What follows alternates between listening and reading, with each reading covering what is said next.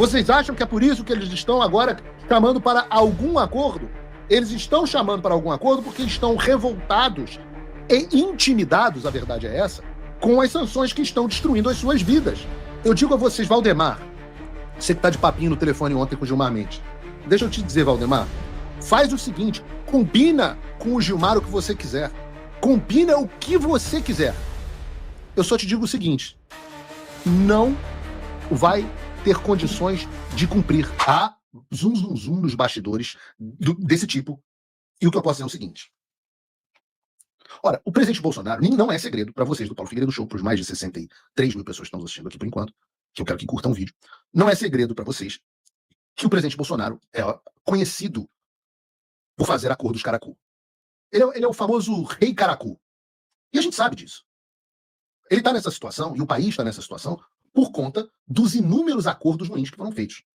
E os exemplos são vários aqui. Não quero, tem o Acabou Porra, tem a cartinha redigida com a ajuda do Michel Temer, pro Alexandre de Moraes, tem recuada quando o STF falou que não podia indicar o Ramagem, tem enterrar a CPI do Lava Toga para não brigar com o Supremo, tem fazer piada chamando o Alexandre de vice, tem a volta para os Estados Unidos com a promessa de que nada aconteceria com ele, porque tinha um acordo para nada acontecer com ele. Tem tudo. Tem tudo. Posso passar o dia aqui falando dos acordos do rei Caracu. Mas pior ainda é o rei Caracu na situação de refém. Porque ninguém pode achar em sã consciência que um refém tem condições de negociar a sua própria liberdade. O refém está sendo pressionado e está sendo ameaçado. Então é claro que se ele negociar a própria liberdade vai ser em termos péssimos para ele mesmo. Afinal, ele não tem vantagem alguma, ele não tem leverage, ele não tem poder de barganha para colocar na mesa e não tem condições também psicológicas para fazer isso. E aí eu escuto uma situação meio sugêneres, porque há políticos do PL que falam assim, vamos ouvir o presidente Bolsonaro e nós faremos o que o presidente determinar. O presidente vai nos orientar. O que é, por esses motivos, uma sandice. É o famoso, vocês devem conhecer essa expressão, o abraço de afogado. A gente que é do Rio de Janeiro, que a gente tem essa relação com o mar, né? O mar é muito revolto, muito bravo no Rio de Janeiro.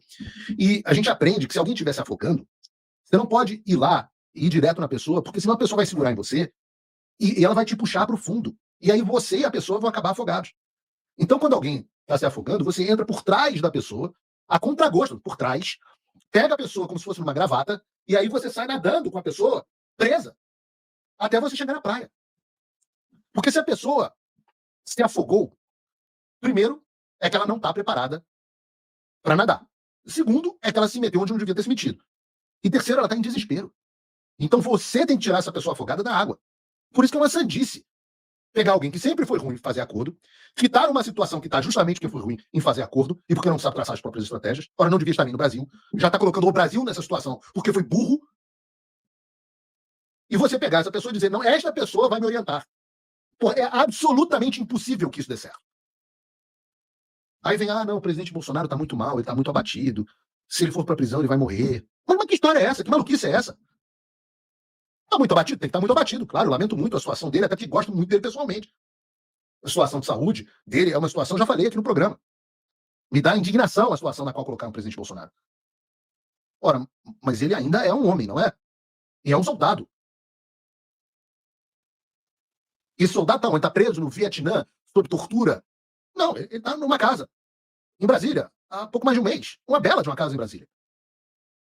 E aí, desculpa, com a idade dele, o Lula enfrentou uma bronca de 2 anos preso na Superintendência da Polícia Federal em Curitiba para chegar onde chegou. Arrumou até namorada. Prisão é normal, eu já fui preso, meu bisavô foi preso, General Euclides, quantos anos ficou preso? Quantos outros homens bons e ruins foram presos? Aliás, faz parte da biografia de grandes homens a passagem pela prisão. A vida da liderança, pro bem ou pro mal, é dura. Pessoas, líderes, grandes líderes, têm que ter resolução. Então vocês me desculpem, mas não é a maior desgraça do mundo o sujeito ficar preso numa prisão domiciliar, não é a maior desgraça do mundo para estar tão deprimido assim, não é a maior desgraça do mundo ir para uma cela especial, sozinho, dentro de um presídio. É ruim, mas não é a maior desgraça do mundo. É o ônus da liderança. Agora, o que você não pode fazer é colocar o país inteiro à mercê de uma pessoa que foi tomada como refém, mesmo que essa pessoa seja o presidente Bolsonaro. Mas o que me leva ao segundo ponto dessa loucura, que é o fato de que estes acordos sequer salvam o presidente Bolsonaro. O afogado, ele termina se afogando também. É, mais uma vez, uma posição autodestrutiva, mas o afogado, uma posição destrutiva da nação. E por que destrutiva? Porque o que os ministros do Supremo querem? O que eles querem? A reportagem diz. A única pedra no sapato deles se chama Eduardo Bolsonaro. E Paulo Figueiredo, paralelamente. Então, o que eles querem? O que eles querem está escrito na reportagem. Está escrito, é óbvio. É a primeira vez que eles estão buscando alguma solução. Vocês acham que eles estão buscando uma solução por quê? Porque eles começaram a sentir pena do presidente Bolsonaro? Porque os advogados do Bolsonaro não falaram mal do STF? Porque todos os senhores deixa disso foram lá? Porque o Tarcísio conversou com o Alexandre? Vocês acham que é por isso que eles estão agora chamando para algum acordo? Ora, não, diz a reportagem. Eles estão chamando para algum acordo porque eles estão revoltados e intimidados, a verdade é essa, com as sanções que estão destruindo as suas vidas. Diz a reportagem, não é o Paulo Figueiredo. É a apuração do Poder 360. E o que querem os ministros? Querem que parem as sanções, que parem as ações nos Estados Unidos, que parem a pressão pela anistia e que eles possam fazer livremente e que nós percamos tudo o que a gente conseguiu até agora com duras penas. E o que eles dão em troca? Bom, em troca eles dão um Bolsonaro preso, inelegível, uma posição absolutamente derrotada, cujos membros não podem, eles podem e serão alvos de novos inquéritos e processos para que sejam perseguidos e neutralizados. E o presidente, reparem, não é um presidente que automaticamente terá direito à dosimetria. Terá que implorar ao STF pela possibilidade de ter uma dosimetria.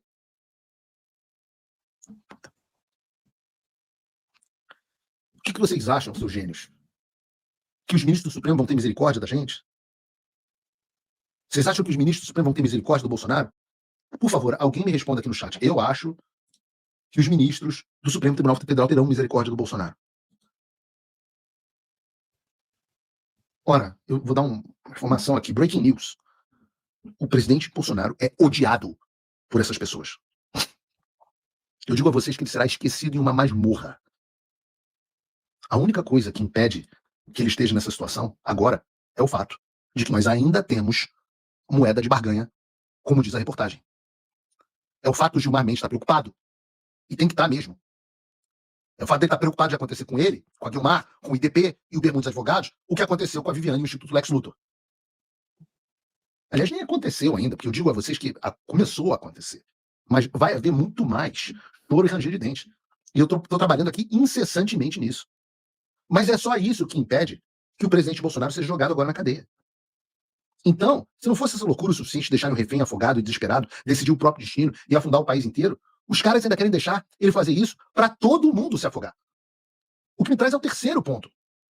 O terceiro ponto que mostra a loucura desse acordo de Caracu. E o terceiro ponto é a ideia de que fazer um acordo com o presidente Bolsonaro teria qualquer efeito nas nossas ações. O presidente Bolsonaro já disse, está tudo certo. Está tudo certo.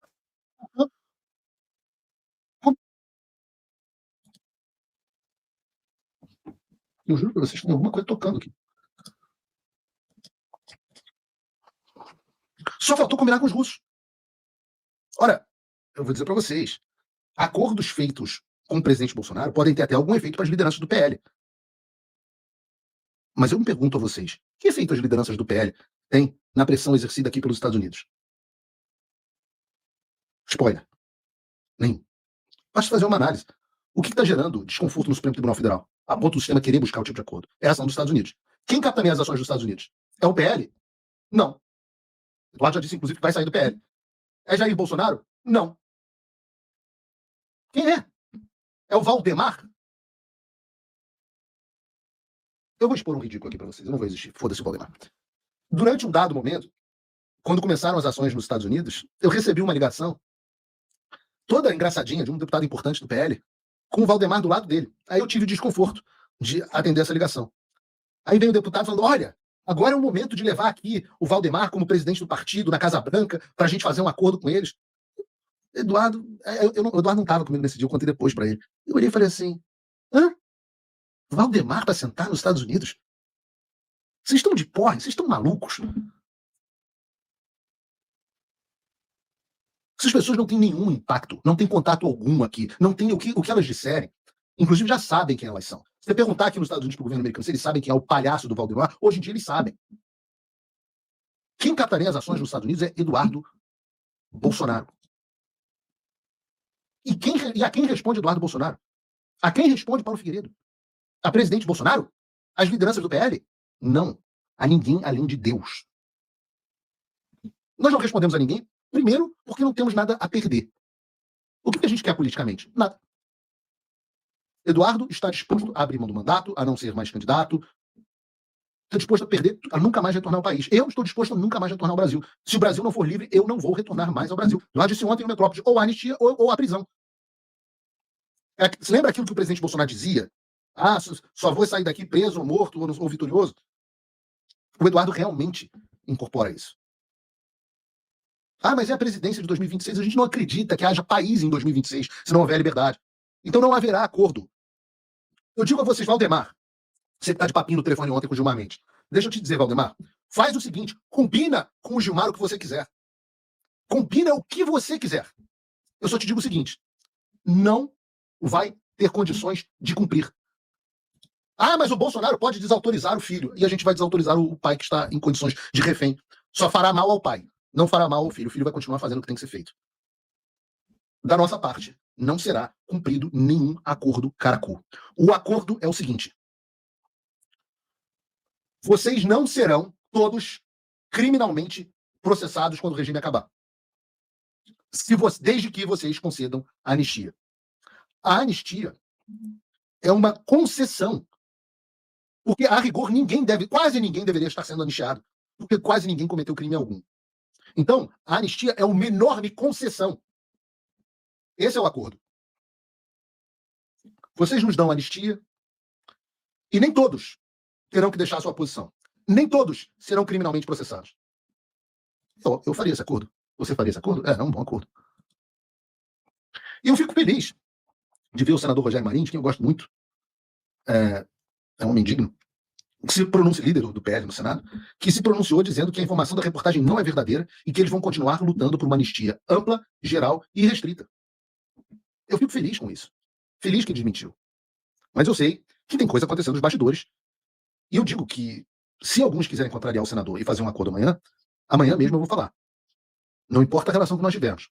Valdemar não, que eu não tenho relação nenhuma com Valdemar, nem quero ter. Mas os demais eu digo, afastem-se de mim aqueles que praticam a iniquidade. Eu não os conheço. Eu vou continuar brigando todos os dias por mais sanções. Se eu vou conseguir ou não sei. Até agora, eu acho que eu consegui algumas coisas. Mas a certeza que eu tenho é que eu não vou entregar o Brasil inteiro para salvar um homem, por mais que eu goste desse homem. Eu não entregaria o Brasil inteiro nem para me salvar. Já me ofereceram acordos para parar de me denunciar e eu ter minha vida de volta. E eu não aceitei.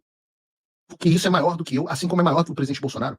Eu não entregaria o país inteiro para salvar ninguém. Eu não tenho esse direito. Isso é você amar a Deus sobre todas as coisas. Você tem que amar a Deus mais do que seu pai. É o caso do Eduardo Bolsonaro. Eu estou disposto a sofrer as injustiças que forem. Mas eu não estou disposto a deixar de sofrê-las se o custo for que outras pessoas têm que sofrer no meu lugar, enquanto eu fujo da responsabilidade. Ora, no Evangelho de Mateus, é dito a Jesus que a sua mãe e os teus irmãos estão lá fora e querem falar contigo. E ele responde, quem é minha mãe e quem são meus irmãos? Pois quem faz a vontade de meu pai que está nos céus, este é meu irmão e minha irmã e minha mãe. Há milhões de mães, irmãos, irmãs, meus, minhas, espalhados pelo Brasil. Pessoas de bem, tementes a Deus, que estão vivendo sob o jugo da injustiça e da tirania de um violador de direitos humanos.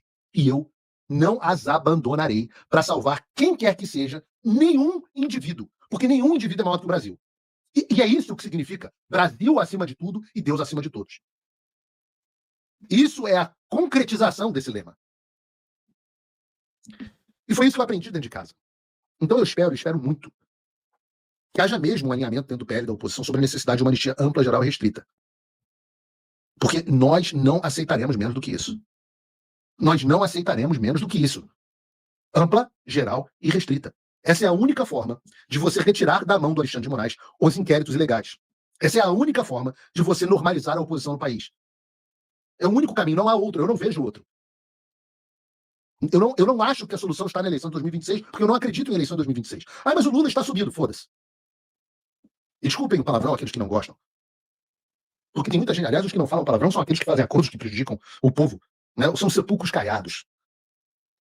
Não fala palavrão, tá caiado. Mas nos bastidores fazem acordos nojentos, asquerosos. Lamento para vocês. Gilmar Mendes está conversando com as pessoas erradas. E está conversando com as pessoas erradas porque sabe que são pessoas fracas. Os radicais, Paulo Figueiredo e Eduardo Bolsonaro. O que querem os radicais, Paulo Figueiredo e Eduardo Bolsonaro? Os radicais, Paulo Figueiredo e Eduardo Bolsonaro, querem que o Supremo não faça porra nenhuma. Querem que o Supremo limite a sua função de guardião da Constituição. Vejam que posição radical. Vejam que posição mais radical que o Supremo permita e não se intrometa que o Congresso aprove uma lei da anistia, como as dúzias de leis de anistias aprovadas no Brasil até hoje. Todas constitucionais, inclusive a última, ampla, geral e restrita, sancionada pelo meu avô. Vejam como somos radicais. Que pessoas radicais. Elas não querem que o Supremo Tribunal Federal se meta nas discussões políticas? Que pessoas radicais. Elas não acham que deve ser feito um acordo nos bastidores com o Gilmar Mendes? Nossa, que pessoas mais radicais. Se isso é ser radical, nós somos radicais, sim. Mas Paulo, você não está pensando nos familiares das vítimas do 8 de janeiro? Eu tô pensando neles também. Mas não só neles. Porque eu também não faria um acordo que afunda o Brasil simplesmente para tirá-los da prisão. Mas até eles, até os presos do 8 de janeiro, cidadãos comuns, que sofrem injustiças imensas, estão tendo mais espinha dorsal do que quem oferece ou cogita aceitar esse tipo de acordo. Muito obrigado por você que assistiu o nosso vídeo até aqui, e se você desejar conteúdos ainda mais aprofundados, entre para a nossa área de membros com preços bem acessíveis.